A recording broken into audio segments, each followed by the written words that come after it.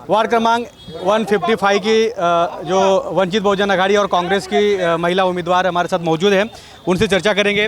ताई, क्या कहेंगे? आज आपने नामांकन दर्ज किया है, क्योंकि एक हफ्ता पहले मैंने दिखाया था कि आप भी रेस में चुनाव लढेंगे, क्या कहेंगे आप? कहना है तो अभी मराठी बोला, काय हरकत नाही। आता तुम्ही बघू शकता की जे काय आहे, म्हणजे फक्त आम्ही नामांकन फक्त फॉर्म भरायला आलो तरी आमची एवढी प्रजा आहे सोबत। मग आता विचार करा की आम्हाला हे वंचित बहुजन आघाडी हा पक्ष म्हणजे काँग्रेसच्या युतीसोबत आम्हाला ह्या लाल डोंगरवर नाव त्याचं लिहायचंच आहे। त्याच्यामुळे ही जी प्रजा माझी आहे याच्या साक्षीने मी इथे सांगते की नक्कीच मी वंचित बहुजन आघाडी हे नाव इथे लिहून काढेल। वंचित बहुजन आघाडीचा लाल डोंगर काँग्रेस वंचित युतीचा 155 जे वार्ड आहेत 155 हे आंबेडकरी समाजांचा बालकिल्ला आहेत। किती तिथे चॅलेंज आहे, कारण का एकतर्फ भारतीय जनता पार्टीचे उमेदवार आहे, तुम्ही काँग्रेस आणि वंचित बहुजनचे शिवसैनिक आहे, काय सांगणार? बघा, चॅलेंज म्हणायला गेले तर कुठेही चॅलेंज आहेच, पण आता सगळे आमचेच आहेत। आता युद्धामध्ये तर सगळं थोडं पुढे मागे होत राहतं, पण सगळ्यांना सोबत घेऊन चालणं हेच माझं कर्तव्य आहे।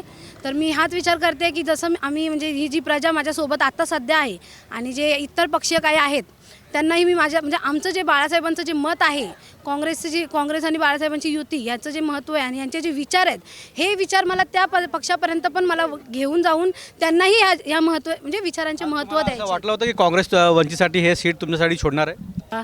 त्याच्यावर तर आता सांगायला गेलं तर बघा, काँग्रेस पण इथून जुनाच पक्ष आहे आणि आमचं वंचित इथे म्हणजे आंबेडकरांचा बालेकिल्ला आहे, तुम्ही बोललात तसं। पण कसं आहे, आम्ही इथे 5-10 वर्ष झालं काम करतो आहे।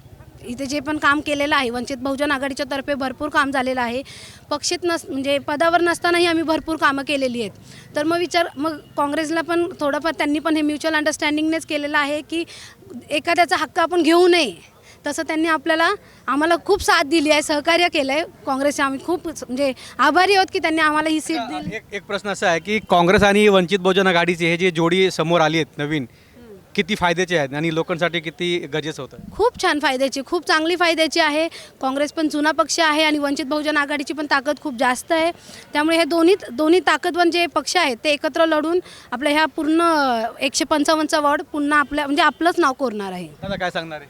ॲक्च्युअली तुम्ही बघितलाच 155 वार्ड हा दलित मुस्लिम बहुभाषिक वार्ड आहे आणि दलित भाषिकांचं मतदान आम्ही वंचितच्या म्हणजे भारिप बहुजन महासंघापासून ते वंचित बहुजन आघाडीपर्यंत जसं कॉर्पोरेशनमध्ये महानगरपालिका लेडीज आमचं 2nd नंबर 3rd नंबर हे स्वबळावर लढत होतो आम्ही आणि काँग्रेस 3ऱ्या-4थ्या नंबरला चालायची त्याच्यातमध्ये। पण आता आम्ही दोघांना एकत्र आलेत, आमच्या दोघांची जर मतं एकत्र केली तर आमच्या आजूबाजूला कोणी दिसत नाही आम्हाला सध्या तरी। निवडून येणार ताई 100%। आणि याच्यामध्ये एक असं आहे की आता पाहिलं कोण कुठून येतं, कोण कुठून उड्या मारतं, त्यांना तिकीट मिळतं। सच्चा कार्यकर्त्याला इथं फक्त एक आणि एक वंचित बहुजन आघाडीच्या कार्यकर्त्याला मिळालेला नाही, ज्यांनी हाडाचा राबला झटला, लोक त्यांनाच पसंत करतील अशी अपेक्षा। कारण आंबेडकरी जनता आणि बहुजन जनता जेवढी आहे, जी तळातली, हे इलेक्शन हे घरातलं इलेक्शन आहे, हे गल्लीतलं इलेक्शन आहे, फार दिल्लीतलं इलेक्शन नाही वा पक्षाचं प्राबल्य होणार। म्हणून जो रात्री अपरात्रीला कोण आपल्यासाठी उठून धावपळत येणार आहे, कोण आपल्या जवळचा आहे, असाच उमेदवार लोक निवडतील आणि आम्हाला 100% खात्री आहे वंचित बहुजन आघाडी ही सर्वाधिक मताने निवडून येऊन इथं बालेकिल्ला साबित करणार आहे। सांगायचं झालं तर ही सुरुवात आहे एक नव्या क्रांतीची आणि या मुंबई महानगरपालिकेचा महापौर ही वंचित बहुजन आघाडी आणि काँग्रेसची महायुती ठरवेल। कारण ही जी समोरची महायुती आहे ती खोटीवाली आहे, ती नकलीवाली महायुती आहे आणि ही खरी इकडची जी युती आहे ना ती ओरिजिनलवाली।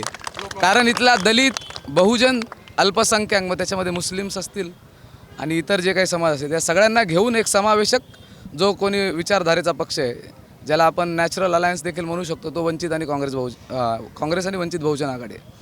कारण इथले इतर पक्ष जर बघितले, काही जण भाषेवरती निवडणूक लढत आहेत, काही जण जाती धर्मावरती निवडणूक लढत आहेत। आता 155ची परिस्थिती अशी आहे की इथं तर काही पक्षांना तर उमेदवारच नव्हते मिळत, इकडचे तिकडं काही गेले, काहींमध्ये नाराजी आहे आणि वंचित बहुजन आघाडी आणि काँग्रेस हा एकमेव असा पक्ष आहे आणि ही जी युती झाली याच्यामध्ये एक असं आहे, या दोघांमध्ये एकदम करेक्ट म्युच्युअल अंडरस्टँडिंग आहे। आणि आज तुम्ही पाहू शकता की आज इथं फक्त वंचित बहुजन आघाडीच नाही तर काँग्रेसचे इथल्या विभागातील जिल्ह्यातील सर्व पदाधिकारी येऊन त्यांनी एक दिलाने आणि एक मताने इथं आम्हाला एक पाठिंबा दिलेला आहे।